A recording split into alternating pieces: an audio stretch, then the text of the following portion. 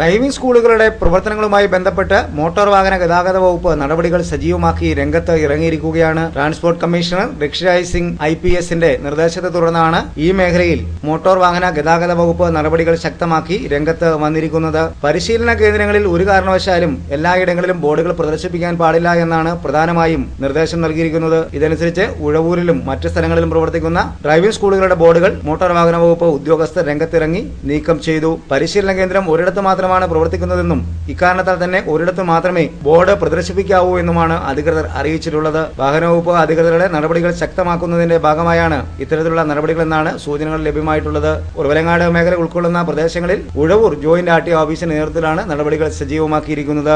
Motor driving സ്കൂളുകളുടെ ബോർഡുകൾ പല സ്ഥലങ്ങളിലും ഡ്രൈവിംഗ് സ്കൂളിന്റെ പരസ്യ ബോർഡുകളും ചില കെട്ടിടങ്ങളുടെ നേരെയും ഒക്കെ കാണുന്നുണ്ട്. ഇത്തരം സാധനങ്ങൾ ഇന്നു മുതൽ ഞങ്ങൾ എടുപ്പിച്ചു കഴിഞ്ഞു. പല സ്ഥലങ്ങളിലും ഇപ്പം ഇങ്ങനെയുള്ള പരസ്യ ബോർഡുകളെ മാറ്റുകയും അതുപോലെ തന്നെ അനധികൃതമായി വെച്ചിട്ടില്ല. അവരവരുടെ സ്കൂളിൻ്റെ മുമ്പിൽ മാത്രമേ ഇത്തരം ബോർഡുകൾ വയ്ക്കാൻ പാടുള്ളൂ. സ്കൂളുകളുടെ സ്ഥിതിയാണെങ്കിൽ പലതിൻ്റെ ശോചനീയമായ അവസ്ഥ ഒരിക്കലും അനുവദിക്കാൻ പറ്റില്ല. സ്കൂളുകളെല്ലാം തന്നെ ഉടനടി ഇൻസ്പെക്ഷന് വിധേയമാക്കിക്കൊണ്ടിരിക്കുകയാണ്. ഇപ്പോൾ തന്നെ 3-4 സ്കൂളുകൾ ഡ്രൈവിംഗ് സ്കൂളുകൾ നമ്മൾ ഇൻസ്പെക്ട് ചെയ്ത് കഴിഞ്ഞു.